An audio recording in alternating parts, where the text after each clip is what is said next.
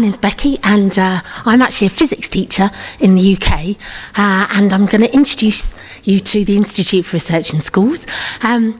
So when I was teaching, I felt very much that students in schools didn't really have a part in the research process, yet they have so much to offer. And so what we set about in our school was to actually give them opportunities to do fundamental research while they're at school. My students are doing things like, well, they put a satellite in space, genuinely, using CERN technology.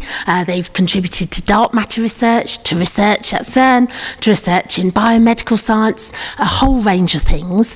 And for example, in physics, we ended up with 1 in 50 of all the girls who do physics at university in the UK came from my school. And we said, well, this must be scalable.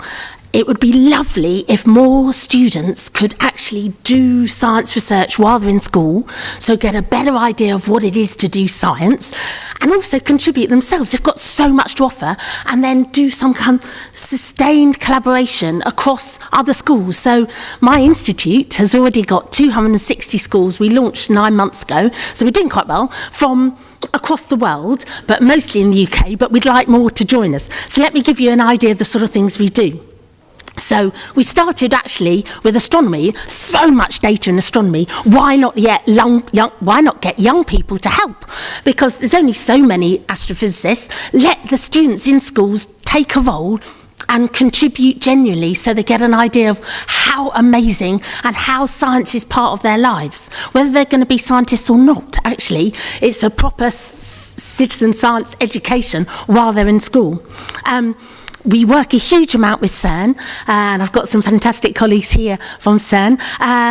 So we work with the MedPits collaboration at CERN, who make these amazing chips which are used for medicine and used for looking at radiation and visualizing radiation. And my school said, well, why don't we put them in space? That's how we came to have a satellite. Why don't we put them on boats and measure radiation at sea?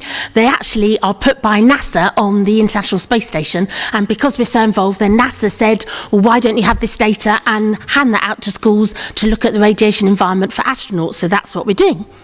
So that's actually the selfie. I think that's the best selfie you can ever get. Come on, you've got to agree to this, from our satellite in space. So then that gives students the opportunity to talk about their science, to communicate, to really be involved. And these students from quite a deprived school near Glasgow came over to CERN and presented about their work looking at radiation in space. We've got loads of different projects. Our model is, Transport for London, engineering projects, Jodrell Bank, chemistry, atmospheric stuff, marine pollution. Our model is to make a booklet, here's another astronomy one, where these year 10 girls were explaining to Cambridge professors of astronomy how they'd found a supernova. They called it Bob for some reason. It's up to them, isn't it? But they loved it, and it really inspired them. Our latest project, and these are the sort of booklets we make here, was launched by Peter Higgs. Yes, how amazing was that, sitting there in the centre? And that was taking the data from a Zooniverse project, Higgs hunting, all the stray stuff which wasn't easily accessible to citizens by just looking, and getting students in schools to analyse that, to see if they can find the next baby Higgs. Well, Peter Higgs wasn't too keen on that. When the student said, should we call it the Higlet, he wasn't that keen on that either, but he said it could be perhaps called a baby boson. So the students are involved in looking at the forefront of particle physics. So that's what I've got to say. Basically, we're out to empower young people to work together. World peace, I'm sure, could be achieved by young people collaborating across together while they're at school in science.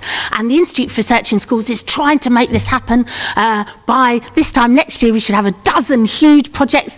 Please join us, and we'd love to work with other partners. As other people have said, we've got loads and loads of partners across the whole of science and engineering and maths, and we'd love to work with you. Thank you.